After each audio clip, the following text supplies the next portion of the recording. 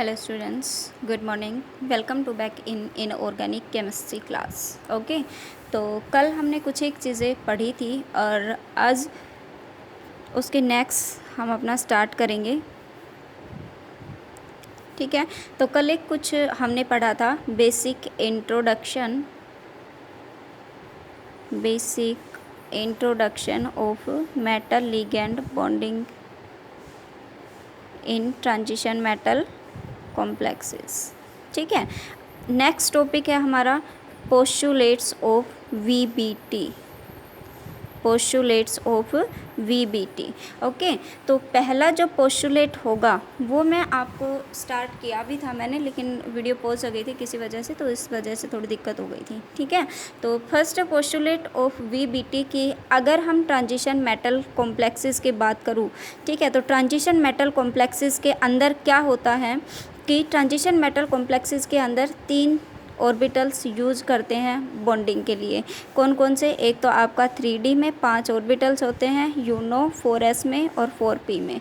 ठीक है, 3D 4s and 4p। तो सबसे फर्स्ट जो पोस्टुलेट है वो क्या होता है कि जो सेंट्रल मेटल एटम होता है, ये सेंट्रल मेटल एटम या फिर आयन, ये क्या करते हैं आने वाले लिगेंड्स के लिए, जो इनकमिंग लिगेंड्स है वो किसके ऑर्बिटल्स में आएगा? 3D में, 4s में या फिर 4p में। वो करेगा कि जैसे कितने इनकमिंग लिगेंड्स आ रहे हैं, कितने आते हैं, या तो 4 आ रहे हैं या 6 आ रहे हैं या 3 आ रहे हैं, 2 आ रहे हैं, है ना, 5 आ रहे हैं, तो कितने भी आ सकते हैं, 2 3 4 5 6, तो कोई दिक्कत नहीं होती। तो सबसे फर्स्ट जो पोस्टुलेट है वो ये कहता है कि जो ट्रांजिशन मेटल है वो 3 ऑर्बिटल्स को यूज़ करता है, 3D 4s और 4p। तो या तो पहले से वैकेंट होते हैं, 3D 4s और 4p जो ऑर्बिटल्स हैं वो पहले से वैकेंट होते हैं, किसके लिए? इनकमिंग लिगेंड के लिए। और अगर इनकमिंग लिगेंड के लिए ये पहले से ऑर्बिटल वैकेंट नहीं होते हैं तो ये क्या करते हैं, अपने इलेक्ट्रॉनों को रीएडजस्टमेंट करते हैं, और उस रीएडजस्टमेंट की वजह से इनमें इनकमिंग लिगेंड्स के लिए जगह बच जाती है। ठीक है, और जितने इनकमिंग लिगेंड्स होते हैं कि जो ट्रांजिशन मेटल है वो टोटल कितने लिगेंड्स को अपने सराउंड कर पाती है, और वही उसका क्या होता है? Coordination number. अगर कोई भी ट्रांजिशन मेटल अपने सराउंडिंग 4 लिगेंड्स को सराउंड कर पाती है तो उसका कोऑर्डिनेशन नंबर कितना हो गया? 4। ठीक है, और अगर कोई भी मेटल अपने सराउंडिंग 6 लिगेंड्स को सराउंड कर पाती है तो उसका कोऑर्डिनेशन नंबर कितना हो गया? 6 3 4 2। ठीक है, क्लियर हो गया ये पॉइंट यहाँ से कि ट्रांजिशन मेटल के पास, या फिर हम बोल सकते हैं उसको सेंट्रल मेटल एटम या फिर ion. Okay, central metal atom या फिर आयन, इनके पास पहले से इनकमिंग लिगेंड के लिए या तो वैकेंट ऑर्बिटल होते हैं, और अगर वैकेंट ऑर्बिटल नहीं होते हैं तो वो अपने इलेक्ट्रॉनों को रीएडजस्टमेंट करके इनकमिंग लिगेंड्स के लिए ऑर्बिटल्स को वैकेंट कर देता है। ठीक है, जितने इनकमिंग लिगेंड्स होते हैं वो इनकमिंग लिगेंड्स जितने आते हैं, 4 आते हैं, 6 आते हैं, वही उनका कोऑर्डिनेशन नंबर होता है। ठीक है, तो अब उसके बाद जो ऑर्बिटल्स हैं वो कौन कौन से यूज़ होते हैं मैंने आपको बता ही दिया, 3D 4s एंड 4p। तो इनको हम जनरली यूँ भी लिख सकते हैं, NS NP एंड N-1D। ठीक है, ये तीनों ऑर्बिटल्स यूज़ किए जाते हैं। सेकेंड जो पोस्टुलेट है वो क्या बोलता है कि अगर ये अब 3D 4s और 4p, अब ये क्या करते हैं? सबसे पहले मैंने आपको एक चीज़ बताई थी कि जैसे सिंपली तौर पर एक एग्जांपल लेती हूँ मैं CH4 का। ठीक है, तो यहाँ पर जब कार्बन का अगर मैं एटॉमिक नंबर की बात करूँ तो कितना होता है? 6, और उसका जनरल इलेक्ट्रॉनिक कॉन्फ़िगरेशन अगर मैं लिखूँ तो कितना होता है? 1s2 2s2 and 2p2। अब यहाँ ये 1s, ये 2s, और ये कितना हो गया? 2p। ठीक है, 1s 2s एंड 2p। तो 1s में 2 इलेक्ट्रॉन, 2s में 2 इलेक्ट्रॉन, और 2p में कितने इलेक्ट्रॉन है? 2 इलेक्ट्रॉन हैं। अब ये कार्बन की कौन सी स्टेट है? ग्राउंड स्टेट है। अगर कार्बन की मैं एक्साइटेड स्टेट की अगर मैं बात करूँ तो 1s वाले जो इलेक्ट्रॉन है वो तो पेयर्ड ही रहेंगे, क्योंकि हमारे पास कितने हाइड्रोजन है? 4 हाइड्रोजन हैं। तो 4 हाइड्रोजन के लिए हमारे पास 4 अनपेयर्ड इलेक्ट्रॉन होने ज़रूरी हैं। अगर 4 अनपेयर्ड इलेक्ट्रॉन्स हमारे पास होंगे तो चारों के चारों जो हाइड्रोजन के इलेक्ट्रॉन है वो आपस में क्या कर लेते हैं? ओवरलैप कर लेंगे, और जैसे ही वो आपस में ओवरलैप करेंगे तो इनके बीच क्या हो जाती है? बॉन्डिंग हो जाती है। तो अभी हमारे पास फिलहाल कितने इलेक्ट्रॉन हैं अनपेयर्ड? 2 हैं। तो हमने क्या किया? 2s वाले इलेक्ट्रॉनों को ट्रांसफ़र कर दिया कहाँ पर? 2p के अंदर। क्लियर है? 1 2 3 4। अब चारों के चारों हाइड्रोजन, एक यहाँ ओवरलैप करेगा, यहाँ करेगा, यहाँ करेगा और चौथा करेगा यहाँ पर। अब ये बात देखो यहाँ पर कि दिखने में, जब अगर इसके स्ट्रक्चर की मैं बात करूँ तो इस तरह की स्ट्रक्चर होती है टेट्राहेड्रल, ठीक है। और टेट्राहेड्रल स्ट्रक्चर में ये चारों के चारों जो बॉन्ड हैं वो आपको कैसे नज़र आ रहे हैं, चारों के चारों इक्वल नज़र आ रहे हैं, लेकिन ये इक्वल नहीं होते। किसकी वजह से, अगर हम इस तरीके से देखें तो, ठीक है। अब हाइड्रोजन का तो कौन सा होगा, सभी हाइड्रोजन के पास एक ही इलेक्ट्रॉन होता है और वो कौन से ऑर्बिटल में होता है, 1s ऑर्बिटल में। तो ये हाइड्रोजन का 1s एटॉमिक ऑर्बिटल कार्बन के 2s एटॉमिक ऑर्बिटल से ओवरलैप करेगा और क्या बना देगा, आपस में सिग्मा बॉन्ड, ठीक है। तो ये जो ओवरलैपिंग आपको पता चला कि ये जो ओवरलैपिंग हुई है वो किस किस के अंदर हुई है, हाइड्रोजन का भी 1s और कार्बन का भी 2s। तो मतलब इसको मैं लिख सकती हूँ जो फर्स्ट बॉन्ड है वो किस में ओवरलैपिंग से हुआ है, ss से। यहाँ पर हाइड्रोजन का तो 1s एटॉमिक ऑर्बिटल है, लेकिन कार्बन का कौन सा है, p। तो यहाँ पर कौन सी ओवरलैपिंग हुई है, sp ओवरलैपिंग, ठीक है। ऐसे ही इसमें भी sp, थर्ड वाले में भी, चौथे वाले में भी sp ओवरलैपिंग। अब आपको नज़र आया कि ओवरलैपिंग के हिसाब से अगर हम देखते हैं तो ये 3 बॉन्ड तो कैसे हैं, इक्वल हैं, लेकिन ये चौथा बॉन्ड है ये कैसा है, इनसे अलग है, अनइक्वल है, ठीक है। तो अब अगर हमने सिंपली तौर पर ये देखा कि यहाँ पर जब चारों बॉन्ड है ये कैसे होने चाहिए, इक्वल हैं, लेकिन ओवरलैपिंग के हिसाब से ये इक्वल नहीं होते हैं। तो उसके बाद एक हाइब्रिडाइजेशन का कॉन्सेप्ट लगाया कि यहाँ पर कार्बन का 1s और 3p एटॉमिक ऑर्बिटल्स आपस में ओवरलैप होकर क्या बनाते हैं, sp3 हाइब्रिड ऑर्बिटल्स बनाएंगे। और जितने एटॉमिक ऑर्बिटल्स आपस में कंबाइन होते हैं उतने ही हाइब्रिड ऑर्बिटल्स का फॉर्मेशन होता है। तो 1s और 3p, ठीक है, 4 हो गए टोटल, तो 4 ही क्या बनाएंगे, हाइब्रिड ऑर्बिटल्स बनाएंगे। और उन 4 sp3 हाइब्रिड ऑर्बिटल से हाइड्रोजन का 1s एटॉमिक ऑर्बिटल्स ओवरलैप करेगा और क्या बना देगा, CH4 मॉलिक्यूल्स, ठीक है। तो इसी तरीके से ये भी 3d 4s और 4p ये भी आपस में हाइब्रिड ऑर्बिटल्स बनाते हैं, ये आपस में हाइब्रिडाइज्ड करते हैं और हाइब्रिड ऑर्बिटल्स का फॉर्मेशन करते हैं, ठीक है। अब उसके बाद जब अगर हाइब्रिड ऑर्बिटल बन गए तो आपको ये बात शायद मैंने पहले भी बताई होगी, नहीं भी बताई है तो मैं रिपीट कर देती हूँ उसको, कि जो हाइब्रिड ऑर्बिटल्स होते हैं वो is more directional as compare to atomic orbitals, ठीक है, कि hybrid orbitals is more directional and stable as compared to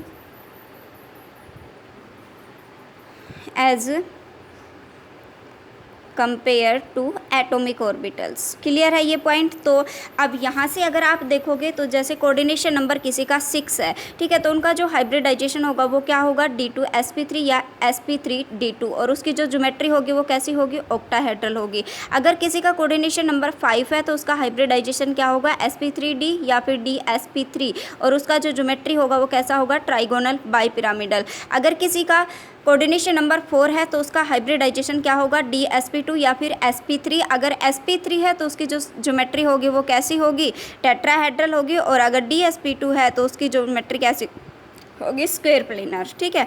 और अगर किसी का कोऑर्डिनेशन नंबर 3 है तो क्या होगा, sp2 हाइब्रिडाइजेशन, और उसकी जो ज्योमेट्री होगी वो कैसे होगी, ट्राइगोनल।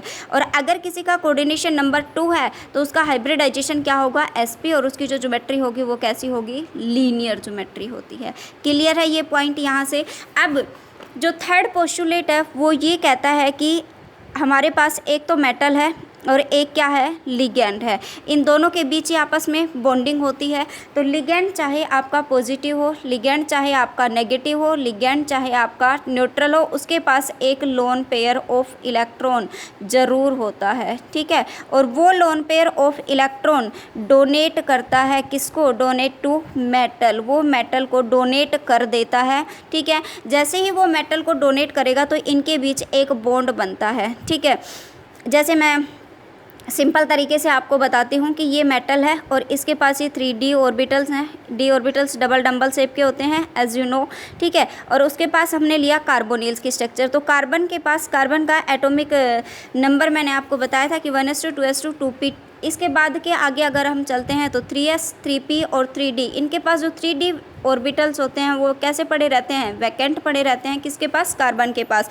अगर इसके पास 3d ऑर्बिटल्स वैकेंट पड़े हैं तो मैं इनको शो तो कर सकती हूँ, ठीक है। और कार्बन के 2p में 2 इलेक्ट्रॉन है, ये आपको पता है। तो कार्बन के ये p ऑर्बिटल और मेटल का 3d 4s एंड 4p, जो 4p ऑर्बिटल्स होते हैं वो कैसे पड़े रहते हैं, वैकेंट। ये तो मेटल का 3d ऑर्बिटल है और ये कार्बन का 3d ऑर्बिटल है। ये कार्बन का 2p है और ये मेटल का 4p एटॉमिक ऑर्बिटल है, ठीक है। अब जब सबसे पहले कि कार्बन के पास p में इलेक्ट्रॉन है तो कार्बन एज ए लिगेंड, ठीक है, carbon behave as a ligand कि कार्बन यहाँ पर लिगेंड की तरह व्यवहार करता है।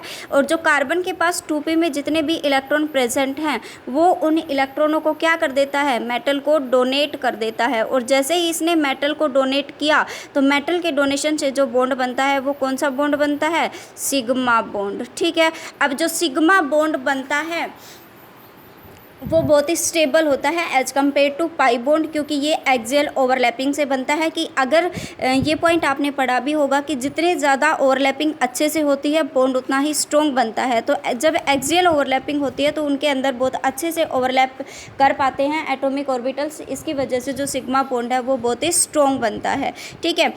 फोर्थ जो पोस्टुलेट है वो ये कहता है कि यहाँ पर सिग्मा बॉन्ड के एक्सेप्शन, मतलब सिग्मा बॉन्ड के अलावा यहाँ पर पाई बॉन्ड का भी फॉर्मेशन हो सकता है अगर मेटल के पास डी ऑर्बिटल्स अवेलेबल हैं तो, ठीक है। और ट्रांजिशन मेटल के पास ऐसी सिचुएशन होती है क्योंकि ट्रांजिशन मेटल्स के पास डी ऑर्बिटल्स अवेलेबल होते हैं और उनमें जो इलेक्ट्रॉन्स होते हैं वो पार्शियली फिल्ड होते हैं। कि उनमें जो इलेक्ट्रॉन्स होते हैं वो पार्शियली फिल्ड होते हैं। पार्शियली फिल्ड का मतलब D1 से D9 तक इनमें इलेक्ट्रॉन भरे जाते हैं, ठीक है। तो इनके पास कुछ ना कुछ इलेक्ट्रॉन मतलब प्रेजेंट हैं। अब यहाँ पर एक केस उल्टा होता है कि यहाँ अगर मेटल के पास 3d ऑर्बिटल्स अवेलेबल हैं बॉन्डिंग के लिए मतलब अनपेयर्ड इलेक्ट्रॉन्स होने चाहिए। तो अगर अनपेयर्ड इलेक्ट्रॉन है यहाँ पर तो ये क्या करता है, कार्बन के 3d एटॉमिक ऑर्बिटल्स में इनको डोनेट कर देता है, ठीक है। और जैसे ही ये डोनेट करेगा तो इनके बीच कैसी ओवरलैपिंग हुई है,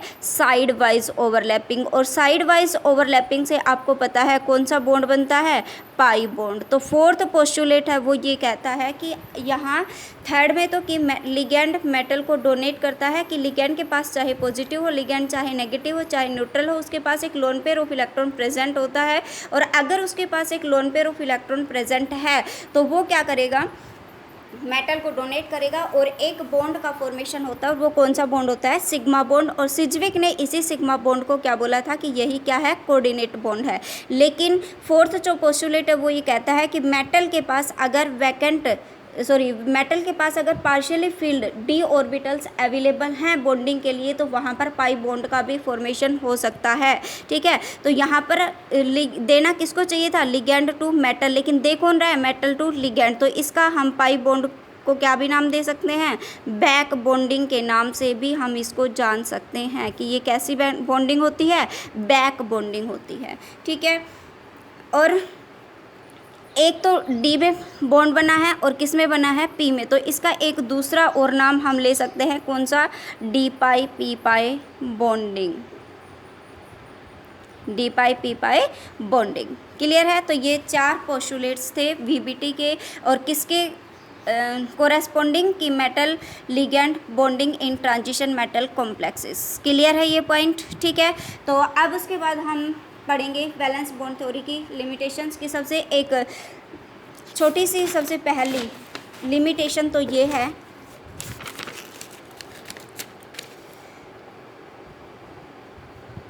limitation of valence bond theory. तो सबसे पहली वैलेंस बॉन्ड थ्योरी के अकॉर्डिंग सबसे पहली जो लिमिटेशन है वो ये है कि इसने डज नॉट एक्सप्लेन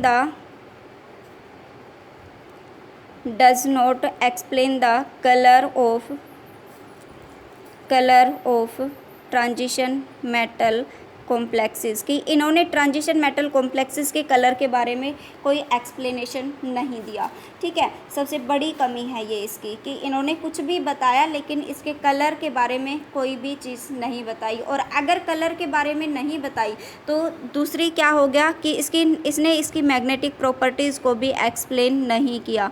ठीक है, और मैग्नेटिक प्रॉपर्टीज़ को अगर एक्सप्लेन नहीं किया, आप सिंपल सी बात सोचो कि मैंने कई बार बता रखा है कि कलर को अगर एक्सप्लेन नहीं किया इसका मतलब क्या है कि वहाँ पर डी ट्रांजिशन पॉसिबल नहीं है। और अगर डी ट्रांजिशन पॉसिबल नहीं है तो वहाँ पर कोई भी क्या होगा, ट्रांजिशन पॉसिबल नहीं होगी। और अगर ट्रांजिशन पॉसिबल नहीं है तो वहाँ पर कोई भी एब्जॉर्प्शन स्पेक्ट्रा भी नहीं मिलेगा। ठीक है, एब्जॉर्प्शन स्पेक्ट्रा भी हमें कोई भी नहीं मिलेगा। क्लियर है? तो अगर उसने फिर जैसे मैग्नेटिक प्रॉपर्टीज़ को ही एक्सप्लेन नहीं किया तो मैग्नेटिक प्रॉपर्टीज़ के बाद अगर मैं बात करूँ तो इसने does not explain the geometry of transition metal complexes की, इसने ज्योमेट्री को भी एक्सप्लेन नहीं किया। अगर ट्रांजिशन मेटल कॉम्प्लेक्सेस की अगर मैं बात करूँ तो इसने ट्रांजिशन मेटल कॉम्प्लेक्सेस की ज्योमेट्री को भी एक्सप्लेन नहीं किया कि किस तरीके से ज्योमेट्री बनती है, कि इसके पास वैकेंट ऑर्बिटल्स हैं नहीं हैं। बस इसने सिंपल एक पोस्टुलेट में बोल दिया था कि भाई ऐसे ऐसे होता है और पोस्टुलेट वो उसके अंदर है वैकेंट डी ऑर्बिटल्स तो उसमें लिगेंड आ जाएंगे, और अगर वैकेंट ऑर्बिटल्स नहीं है तो नहीं आएंगे। लेकिन इसकी ज्योमेट्री को इसने एक्सप्लेन नहीं किया। ठीक है, और एक चीज़ ये कि जैसे हमने पढ़ा फोर्थ में कि ज्योमेट्री के अकॉर्डिंग ही अगर जैसे मैं देखूँ तो ऑक्टाहेड्रल ज्योमेट्री के अंदर कुछ इस तरीके से बॉन्डिंग होती है।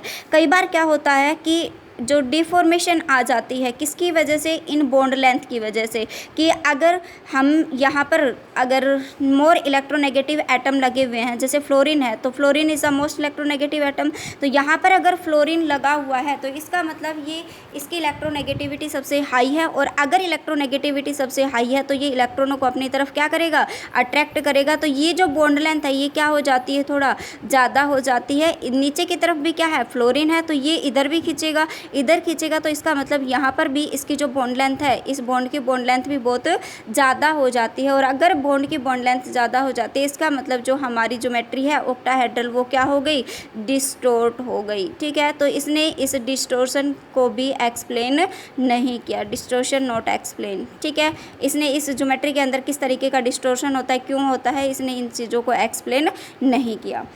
ठीक है, एक उसने स्टेबिलिटी ऑफ CU कॉपर के स्क्वायर प्लेनर कॉम्प्लेक्सेस की स्टेबिलिटी को भी एक्सप्लेन नहीं किया था। ठीक है, कॉपर 2K की कॉपर +2 ऑक्सीडेशन स्टेट में अगर होता है तो उसके स्क्वायर प्लेनर कॉम्प्लेक्सेस को एक्सप्लेन नहीं किया था कि ये कई बार कहता है कि अगर फुली फील्ड ऑर्बिटल्स होते हैं या फिर हाफ फील्ड ऑर्बिटल्स होते हैं तो वो मोर स्टेबल होते हैं as compared to partially filled. ठीक है, तो ये हुआ आपका VBT कंप्लीट, VBT के postulates and limitations of VBT। और अपने नोट्स अपनी बुक ले लो, बुक खरीद लो अपनी, या फिर लाइब्रेरी से जाके ले आओ। इंग्लिश मीडियम वाले बच्चे तो अपनी बुक से ही पढ़ना।